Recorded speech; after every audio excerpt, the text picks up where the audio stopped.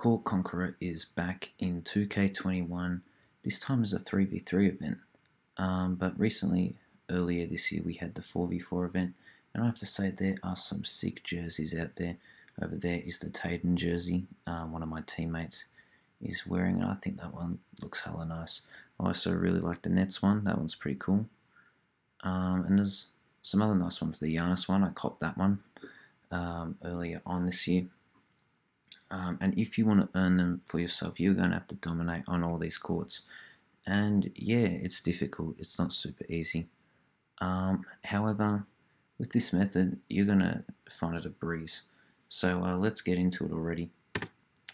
And we're going to just start with waiting around for the game. But you see we'll rock up here.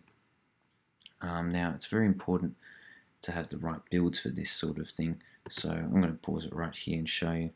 To the right over here, we have a big man build. So the center, glass cleaning, lockdown, overalls, you know, it's decent. A lot of people here have a higher overall rating, but you know, this build really, your big man, mine's the one I'm playing with here, is a 7-3 center build. That is really good at interior defense, really good at blocks, and really good at offensive and defensive rebounding, all with 95 in those areas, and it can finish quite well too. So that's really what your big man should be doing in this. You should always have a big man when playing Court Conqueror, and any mode for a matter of fact. And in this, you want to go with one that's probably pure red pie chart, just to get as many stops as possible. Next up, of course, this is the 4s, but you can modify it for the 3s as well, I should mention. But over here we have 2 finishes, so blue pie charts, and they are absolutely lethal, and they are a massive important part. So make sure that on your team you have slashers or slashing playmakers or finishers, because you will absolutely need them. And finally, to our left over here we have this dude, and he's a playmaking shot creator, which is really cool. But really the only part we need to focus on is the playmaking, and that is because he only takes like one shot throughout this entire gameplay. And that is because most of the time the playmaker will be throwing oops, alley-oops and lobs and things like that to go to the slashers for dunks. Now you need to make sure that your slashers or finishers, they have to be able to have contact dunks in those, you know, those really nice alley-oop dunk packages. If they can only do layups, there's no point putting them on the team. You need to have dunks for this to work. Dunks are the one thing that get by the defense really well. And will score you lots and lots of easy buckets. So let's get into the gameplay now, and we'll show you how it all works. So, of course, this was against the Grizzlies, one of the easier teams probably, but it's still a great example. So we're going to start roughly about here, and this is me on Paul Gasol here.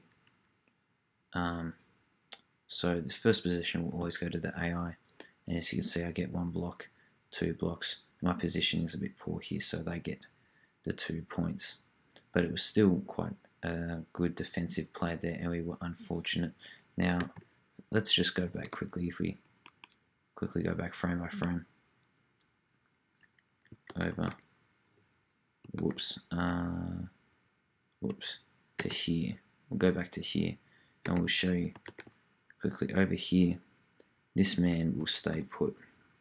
Now, that is a really smart thing, and you'll see that later on I move back to later in the further back in the court. So you can also do this, I should mention, this method with 2 centers, so 2 big men I should say actually, and then you could just put in like slashing playmakers, and then they'll throw the oops to each other and catch them and dunk them, sort of thing. But he's going to stay back there, and I'm going to lure as well over here. I'm going to stand here, which lures this guy over to me. And of course the oops going to go over here, and he's going to catch it.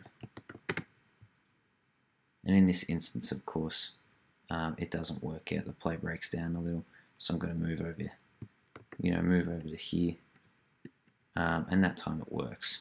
Now this is also really, really good.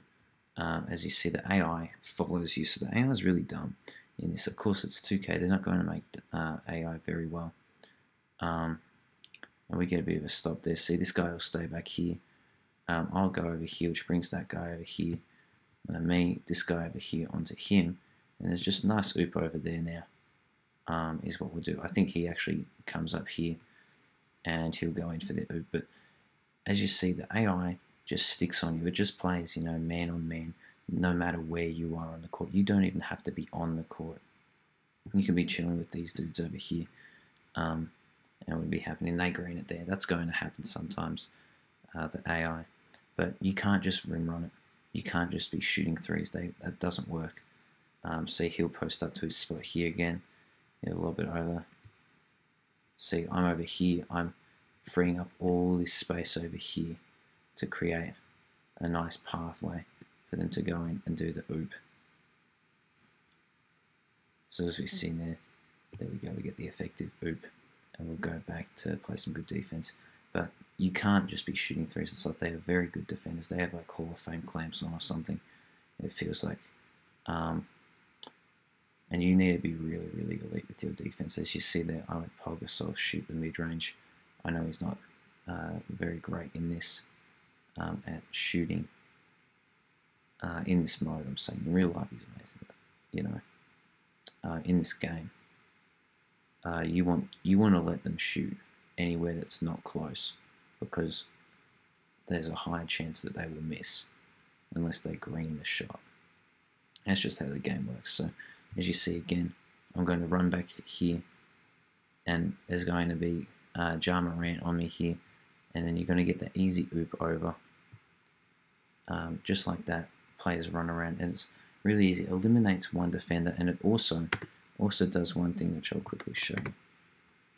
So if we go back a little here, this is where the other team gets the ball. So 3 of their men are here, 1 of them is here. This is a pretty typical setup for the AI, right? Now, in a normal instance, you'd probably have 1 person here, 1 person right here where he is. This person would not be here. They'd be like under the rim, and another person about here if you were playing just a normal game, right? Or maybe you'd have corner here, throwing the oop into there. But the issue is that the AI is still going to be set up this way so that he runs down, they get the rebound, or Mike Conley, I should say, actually has the rebound. He passes down over here, and then they have the fast break all the way to the rim. And that is how the AI gets most of its points. It's not by doing actual shooting, it's through fast breaks. So by not only does that bring, one of these players, like this guy, down to this side of the court and allow for the easy alley-oop, but it also means that when they get the ball, you already have a defender here, so they can't have a fast break. They can't go for the easy layup. Then they have to slow down the pace of the game, as you'll see. See, they just take it up normally now. And see that they're going to shoot mid-range and they're going to miss. And in that instance, I was a bit unlucky. Paul Gasol got in and tipped it back in. As you see, look, he's going to run back and run down there. And now he's going to run back in. And see, they're just going to keep doing this. Look how open he gets. So easy. It's like a little cycle, and you just rinse and repeat doing this, and it works so well. Yeah, so now we're going to box out here. Whoops. Let's just go back and quickly show you. There's something important I forgot to mention. If you're playing as the center, you really want to be working on your box outs. You want to be boxing out whoever you are. So see here, this person here, really they should be boxing out this person. But here I am able to box out these 2 people. And boxing out is so vital, because that blocks them from essentially getting the rebound, which secures it for our team, and he ends up getting the rebound because I boxed out the other 2. players there. And see, then we're able to go, and he takes it to the rim. There's no one there on him. He takes it to the rim. If you got an open lane, you know, don't bother or worry about setting up the play. Just take it in, you know, green it, do all that good stuff. So there, the play breaks down a bit. Not much you can do there. He was, I think it was at Ja Morant, was going for a floater, so that put me in a difficult position. But once again, you see, I'm going to drag him over there. We're freeing up all that space. Look how big that amount of space is. And he's just going to get that easy cut through there. It is super easy, guys. I'm telling you right now, like you guys will be winning games so quick. And I suggest you do this with a squad, mind you. So he's going to shoot the mid again. He's going to make it that time. So, of course, they're going to make it from time to time. They're not going to make it every time, though. You know, I mean, look at it this way. They're going to miss a lot more threes and middies than they are going to miss layups. Okay, because layups like automatic. Now, another thing I should mention is that I would really suggest doing this with some buddies, you know, in a squad. Good defensive possession there. I did it without for this game, as you can see. I was actually with a couple of buddies, but we were on the dots. But really, doing this in randoms, you could go on the comms and set it up. But I found that, especially because it's such a limited amount of time, there's a good box out.